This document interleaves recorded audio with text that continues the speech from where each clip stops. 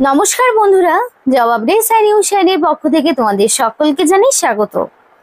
তো বন্ধুরা, আজকে কথা বলবো সম্পূর্ণ একটি নতুন ইনফরমেশন নিয়ে, যেটা ওয়েস্ট বেঙ্গল মিউনিসিপাল সার্ভিস কমিশনের পক্ষ থেকে WBMSCর পক্ষ থেকে বেরিয়েছে।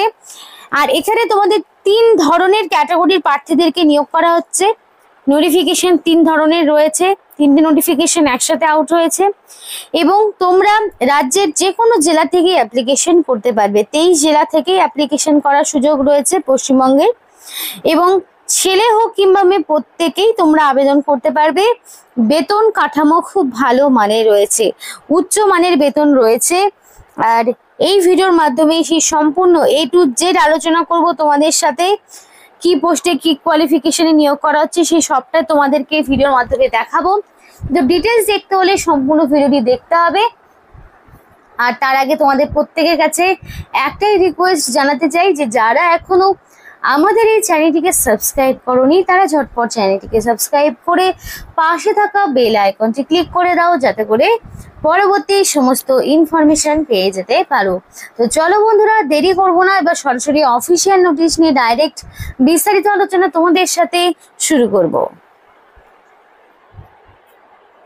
তো ফার্স্ট অফ অল বলতে চাই, এখানে অনলাইন অ্যাপ্লিকেশন করতে হবে এবং অনলাইন অ্যাপ্লিকেশন করার জন্য একটা নির্দিষ্ট সময়সীমা রয়েছে। Last date of for registration of online application process 22/9/2025, অর্থাৎ 22শে সেপ্টেম্বরের মধ্যে তোমাকে কমপ্লিটলি অ্যাপ্লিকেশন সাবমিট করতে হবে। এবার এখানে তোমাদের কোনো রকমের দেওয়া হবে না এডিট উইন্ডো, অর্থাৎ তোমরা যখন অ্যাপ্লিকেশন করবে সম্পূর্ণ সঠিক তথ্য দিয়ে একবারে অ্যাপ্লিকেশন করতে হবে, বারে বারে চেঞ্জ হবে না। আর তোমাদের এডিটেরও কোনো রকম সুযোগ থাকবে না। 22 তারিখ দেখে নাও লাস্ট ডেট থাকছে, তার আগেই সম্পূর্ণ অ্যাপ্লিকেশন করে ফেলবে। এবার অ্যাপ্লিকেশনের ক্ষেত্রে কি কি মান্যতা তোমাদের দেখতে হবে, দেখে নাও। Submission of more than one application for one particular post is strictly prohibited. একটি পার্টিকুলার পোস্টের জন্য তুমি একাধিকবার অ্যাপ্লিকেশন করছো, হয়তো ভুল হয়েছে জন্য বারবার অ্যাপ্লিকেশন করছো, তো সেই ক্ষেত্রে অ্যাপ্লিকেশন কিন্তু টোটালি ক্যান্সেল হয়ে যাবে।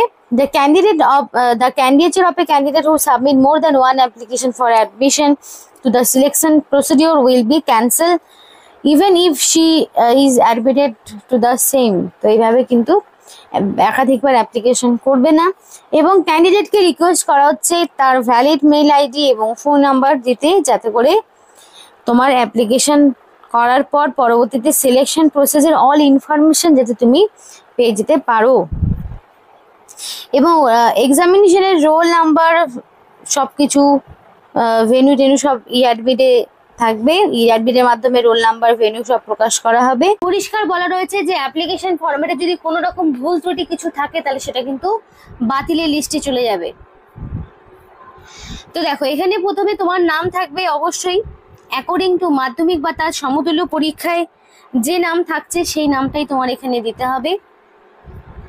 গার্জেন হিসেবে তোমার বাবার নাম দিতে বলা হয়েছে, তো তুমি সেটাই দেবে।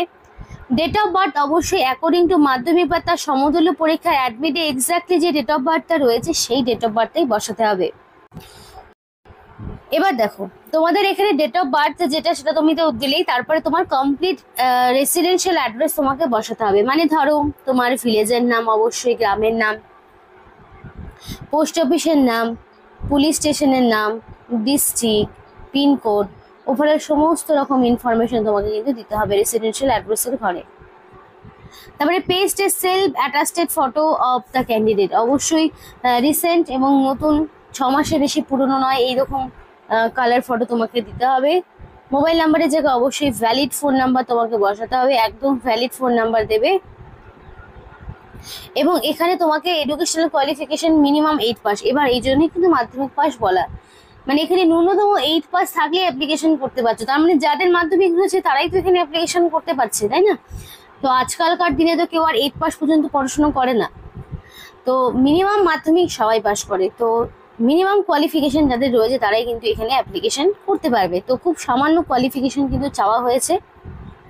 তো এখানে সেলফ অ্যাটাস্টেড কিছু কিছু ডকুমেন্টস তোমাকে দিতে হবে, তো সেগুলো কি একবার জেনে নাও। আর এই ডকুমেন্টসগুলো তোমাকে কিন্তু সেলফ অ্যাটাস্টেড করতে হবে।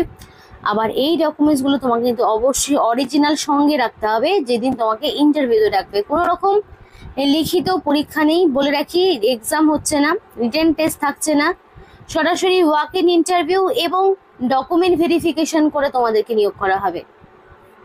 তাই লিখিত পরীক্ষা নেই এবং এখানে তোমাদের এজ প্রুফ হিসাবে বার্থ সার্টিফিকেট দিতে পারো, কিংবা চাইলে তুমি মাধ্যমিক পাশের সার্টিফিকেট এবং অথবা পাসপোর্ট অথবা প্যান কার্ড অথবা এপিক কার্ড অথবা আধার কার্ড, যে কোনো একটি ডকুমেন্টস তুমি প্রোভাইড করতে পারো এজ প্রুফ হিসাবে। অ্যাড্রেস প্রুফ হিসাবেও একইভাবে আধার কার্ড, নইলে এপিক কার্ড, নইলে ড্রাইভিং লাইসেন্স, নইলে রেশন কার্ড, নইলে পাসপোর্ট, যে কোনো একটি। আইডেন্টিটি প্রুফ হিসাবেও Aadhaar, EPIC, driving licence, PAN, passport সবটাই চলে যাবে, যে কোনো একটি ডকুমেন্টস দেবে এবং মার্কশিট অফ ক্লাস 8 পাশে তোমাকে দিতে হবে। তো এইটা হচ্ছে তোমার ডকুমেন্টস এবং প্রত্যেকটি ডকুমেন্টস সেলফ অ্যাটেস্টেড করবে, জেরক্স করবে, জেরক্সের নিচে তোমার রানিং হ্যান্ডরাইটিংয়ে full signature with date.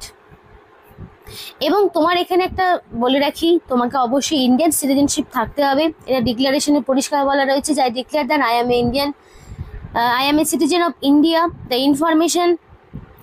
information furnished above is true to my knowledge and belief, and if any of above information is found to be false and incorrect, or if any documents is found to be fabricated, my engagement of Group D personnel shall be terminated and proceeding as per law shall be initiated against me. তো এখানে declaration পরিষ্কার বলা রয়েছে এবং তারপরে কিন্তু দেখো একটা সিগনেচার তোমাকে করতে হবে, রানিং হ্যান্ডরাইটিং ফুল সিগনেচার করে দেবে, প্লেসের জায়গায় প্লেস, ডেটের জায়গায় ডেট দিয়ে অ্যাপ্লিকেশন ফর্মটি পূরণ করে দেবে, আর ডকুমেন্টসগুলো পরপর অ্যাটাচ করে দেবে।